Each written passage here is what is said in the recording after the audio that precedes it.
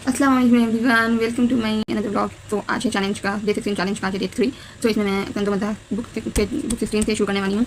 तो है 16 paper PG का 4th सेमेस्टर का। इसमें मैं कंजो मदा में मैं अपना सेकेंड चैप्टर कंप्लीट करूँगी। इस चैप्टर का नाम है तंजो मदा की अक़साम। इसके अंदर बहुत सारे टॉपिक्स दिए हुए हैं। इहाम है, रिवायत लफ्ज़ी है, ज़िला जुगत है, पैरोडी है, तहरीफ है, खालिस मज़ा है, मजाजिया है, इस्तिहज़ा है, रम्ज़ है। ये सारी चीज़ को मुझे डेप्थ में पढ़ना है और समझना है और इसके साथ मुझे अपना ऑब्जेक्टिव क्वेश्चन सॉल्व करना है। सो देखते हैं तो करना है मुझे कितना देर का वक्त लगता है।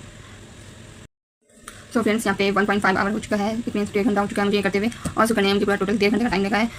इसके बाद मैं थोड़ा अपना रेस्ट करूँगी। रेस्ट करने के बाद उसके बाद फिर मैं अपना सेकंड स्लॉट शुरू करूँगी। तो फिर सेकंड स्लॉट शुरू करती हूँ, तो फिर दिखाती हूँ उसमें और क्या करना है मुझे।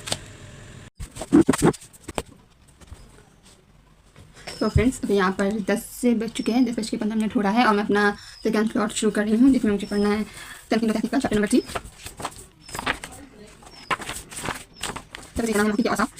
जिसमें मुझे अखलाक़ी औसाफ़, ज़हनी औसाफ़, इल्मी औसाफ़, अदबी औसाफ़ से कुछ पढ़ना है।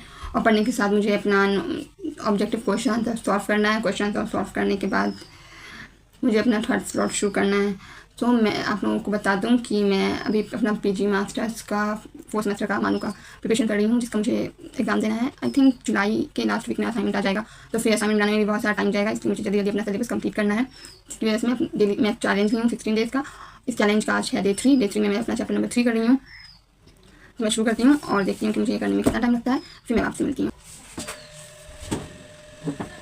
तो फ्रेंड्स, मुझे इसको करते हुए लगभग 2 घंटा टाइम हो चुका है, क्योंकि मैंने बीच में ना थोड़ा ब्रेक भी लिया था, जो मैं क्लिप नहीं ले पाई हूँ। अभी 12:30 हो चुका है। इसको करने में मुझे पूरा 2.5 घंटे का टाइम लगा है, बट बीच में मैं ब्रेक भी ली थी। सो टाइमर लगाई थी मैं, टाइमर के अकॉर्डिंग 2 आवर का टाइम लगा है।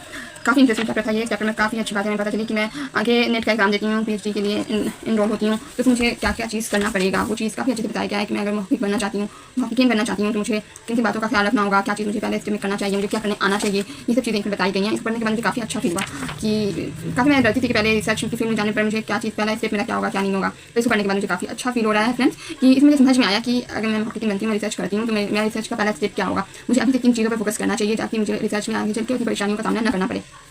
तो मैं यहाँ पे अभी ऑब्जेक्टिव के साथ ये चैप्टर कंप्लीट होता है। चैप्टर को कंप्लीट करने के बाद मैं अब शुरू कर रही हूँ अपना दूसरा चैप्टर, दूसरा बुक शुरू कर रही हूँ। इसका पेपर नंबर 14 उर्दू नज़म। इसमें मुझे आज तीसरा चैप्टर पढ़ना है, क्योंकि आज डे 3 है चैलेंज का। तो मैं ये कई बार बोल चुकी हूँ पीछे भी कि आज डे 3 है। इसमें मुझे थर्ड चैप्टर पढ़ना है। थर्ड चैप्टर का इसमें नाम है नज़ीर आबादी की नज़र निगारी आदमीनामा। पहले मैंने शायद 8 या 10th की बुक में आदमीनामा नज़म को मैंने पढ़ा है, तो उस टाइम पे तो बच्चे में सिर्फ नज़म ही पढ़ा जाता है। बट अभी मुझे नज़ीर अकबर आबादी के बारे में पूरा पढ़ना है, और नज़ीर अकबर आबादी की नज़म निगारी के बारे में पढ़ना है। उनका पैदाइश कहाँ हुआ, क्या हुआ, उनके बारे में टोटल डिटेल से पढ़ना है। उनको नज़म निगारी में कैसे शुरू किए लिखना, ये सब चीज़ पढ़ना है। और साथ में आदमीनामा जो नज़म है वो पढ़ना है, और आदमीनामा में क्या खूबी है, क्या खराबी है, ये चीज़ पढ़ना है इस चैप्टर में। तो इसको पढ़ने के लिए मैं फिर से टाइमर लगाऊंगी, और अभी बज रहा है 12:36 हो रहा है। देखूँ कि इसको पढ़ने में मुझे कितना देर का टाइम लगता है। आई थिंक ये 1.5 घंटे में हो जाना चाहिए। अभी मैं बिल्कुल डिस्ट्रैक्ट नहीं होंगी। मैं अपना गेट इसलिए लॉक कर ली हूँ, पीछे देख रहे होंगे आप लोग, मेरा गेट लॉक है। गेट को लॉक कर ली हूँ। गेट को बंद करके पढ़ने देगा, क्योंकि बीच में डिस्टर्बेंस होता रहता है, कोई ना कोई आ जाता है, तो फिर इंसान कंसंट्रेशन के साथ पढ़ नहीं पाता है। तो अभी मैं शुरू करती हूँ और फिर दिखाती हूँ कि मुझे इसको पढ़ने में कितना देर का टाइम लगा, और इसके अंदर क्या क्या चीज़ें थी, कुछ इंटरेस्टिंग बात होगा मैं आपको जरूर बताऊँगी। मुझे इसको करते हुए लगभग 1.5 घंटा का टाइम लगा है, और मुझे पता है 4 से 8 मिनट का बचा हुआ है 2 बजने में, और मैं ये तारीफ में शुरू की थी। 1-1.5 घंटे से कम लगा है, 1 घंटा कुछ नहीं पढ़ने में लगा है। और इसको पढ़ने के बाद मुझे इसमें बहुत सारी चीज़ें नज़ीर अकबर आबादी के बारे में पता चली। एक तो पता है, जब हम लोग इसमें एनसीईआरटी की बुक में पढ़ते हैं, तो उसमें 1736 में उनकी पैदाइश दी हुई है। बट ऐसे और कई जगह पे देखा जाए तो उसमें 1740 भी लिखा रहता है। तो इसमें 1736 ही है, तो ऑप्शन के अकॉर्डिंग में चूज़ करना होगा कि 1736 होगा या 1740 होगा। ऑप्शन में 1736 रहेगा तो 1740 नहीं रहेगा, 1740 रहेगा तो 1736 नहीं रहेगा। तो इस चीज़ का ख्याल रखना है। और दूसरी चीज़ ये कि नज़ीर अकबर आबादी को अवामी शायर भी कहा जाता है। और इसमें जो ये नज़म था आदमीनामा, इसमें टोटल 16 बंद हैं। ये मुकम्मस हैयत में लिखा गया है। आपको पता है मुकम्मस किसे कहते हैं? मुकम्मस में 5 मिसरे होते हैं, 5 मिसरे वाली नज़म को मुकम्मस कहते हैं। और तो ये जो नज़म है आदमीनामा नज़ीर अकबर आबादी ने इसे मुकम्मस की हैयत में लिखा है। इसमें टोटल 16 बंद हैं, और बंद किसे कहते हैं? तो ये 5-5 लाइन, क्योंकि 16 बार जो आ रहा है उसको हम बंद कहेंगे। तो यहाँ पे तो ये चीज़ हमें क्लियर हुई कि इसमें ये चीज़ है। और ये नज़ीर अकबर आबादी का एक चीज़ और इसमें बहुत अच्छा लगा मुझे, कि नज़ीर अकबर आबादी ना काफ़ी आसान लफ्ज़ों में अपने नज़म लिखते थे, कोई मुश्किल नहीं होती थी नज़म को पढ़ने में। तो ये चीज़ था। अब मैं 10 से 15 मिनट का ब्रेक लूँगी। ब्रेक के बाद मैं अपना 4th स्लॉट शुरू करूँगी। तो वो 4th स्लॉट में मुझे देखना है कि सोचती हूँ मैं कि मुझे इसी पीजी के बुक को ही कंटिन्यू करना है, या फिर कोई एक टेस्ट भी लगाना है। देखते हैं, फिर करते हैं।